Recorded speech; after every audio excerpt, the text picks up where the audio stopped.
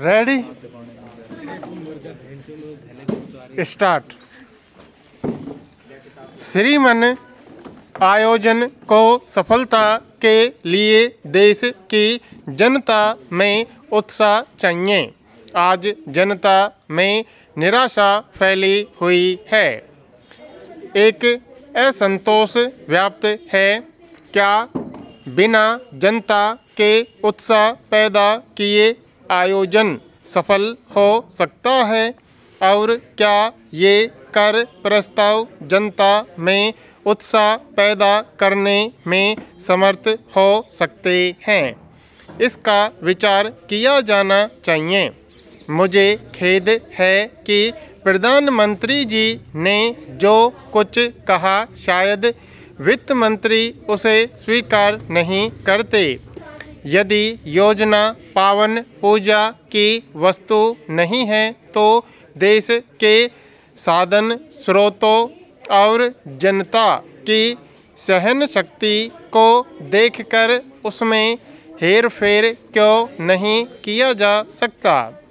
कांग्रेस ने जो चुनाव घोषणा पत्र प्रकाशित किया था उसमें इस बात को माना था कि योजना में समय समय पर हेरफेर संभव है। मैं नहीं समझता कि क्या चुनाव घोषणा पत्र चुनाव के लिए बनते हैं और बाद में अलमारियों में उन्हें सजाकर रख दिया जाता है। यदि घोषणा पत्र जनता के लिए है तो हमें देश की वर्तमान परिस्थितियों में हमारे साधन स्रोतों और जनता की सहन शक्ति का विचार करना होगा। महोदय, मैं बड़े आदर से निवेदन करना चाहता हूं कि आज आम जनता इतना भार सहन नहीं कर सकती जितना उसके ऊपर डाला जा रहा है। दिनों दिन जीवन की आवश्यकता की वस्तुओं पर उत्पादन शुल्क बढ़ा दिया गया है, जैसे कि चाय, चीनी, दिया सलाई, तंबाकू, वनस्पति तेल सब महंगे कर दिए गए हैं। चीनी का भाव बढ़ गया है, आप कहेंगे, और वित्त मंत्री ने भी कहा है कि हम इन चीज़ों की खपत को नियंत्रित करना चाहते हैं और उनके निर्यात को प्रोत्साहन देना चाहते हैं। मेरा निवेदन है कि आपके दोनों उद्देश्य पूरे नहीं होंगे। ये वस्तुएं आराम की चीज़ें नहीं हैं, उनकी मांग इतनी बड़ी नहीं है कि जिसको बहुत कम किया जा सकता है। लोग शक्कर फाँकते नहीं हैं। देश में शक्कर खोरे आदमी अधिक संख्या में नहीं होंगे। एक चम्मच शक्कर से जो काम चलाते हैं वे अपनी खपत में कितनी कमी करेंगे? और चीनी के संबंध में आपसे निवेदन करूं कि अगर चीनी की मिलों को अपने खुद के फार्म रखने से रोक दिया जाए तो हमारे देश में अभी इतना गन्ना पैदा होता है कि यदि उसकी पेराई की ठीक व्यवस्था की जाए तो देश में खपत के लिए जितनी चीनी आवश्यक है उतनी पैदा करके हम बाहर भेजने के लिए भी चीनी उपलब्ध कर सकते हैं।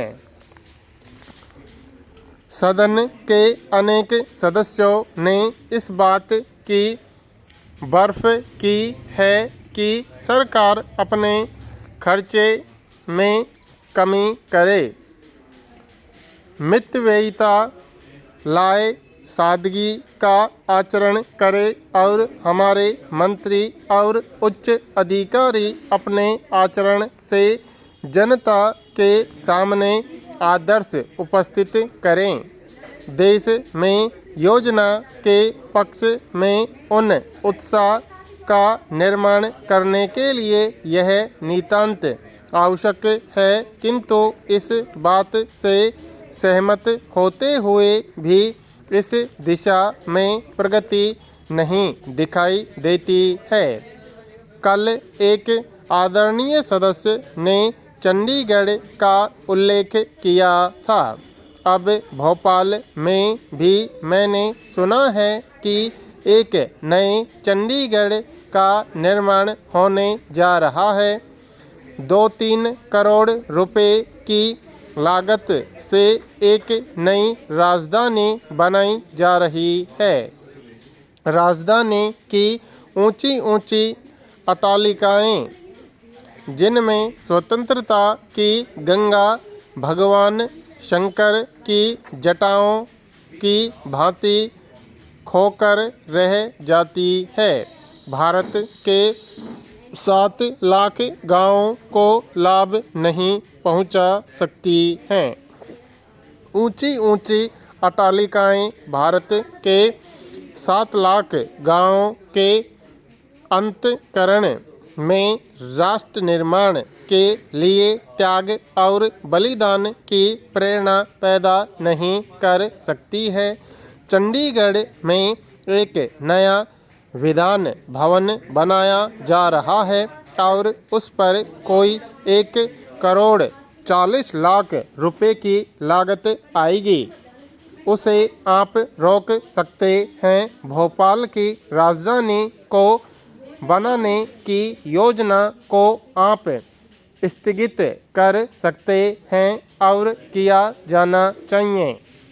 अगर भोपाल में भवन नहीं है तो आप राजधानी को ग्वालियर में ले जा सकते हैं। संपूर्ण दृष्टिकोण को परिवर्तित करने की आवश्यकता है। महोदय, योजना के लिए जो जनता में उत्साह नहीं है उसका एक बड़ा कारण यह भी है कि इस योजना को पार्टी के आधार पर चलाया जा रहा है। यह राष्ट्रीय नियोजन नहीं है। इसमें सभी दलों और वर्गों के सहयोग को प्राप्त करने का प्रयत्न नहीं किया गया है। लोकसभा का सदस्य होने के नाते मैं जिला नियोजन समिति में लिया गया हूँ, मगर उसकी बैठक को 10 मई को होने वाली थी। उस बैठक की खबर मुझे 16 मई को मिली। एक बाढ़ निरोधक समिति मेरे ज़िले में है। उसकी बैठक 26 तारीख को थी, जिसकी सूचना मुझे 29 तारीख को मिली है। अब यह डाक और तार विभाग की गड़बड़ है या जिला अधिकारियों की, यह मैं नहीं कह सकता, किंतु जब तक प्रत्येक स्तर पर जनता को आयोजन के साथ सहयोग के लिए आमंत्रित किया जाता, तब तक अपेक्षित उत्साह पैदा नहीं किया जा सकता है। बात यह निश्चित है।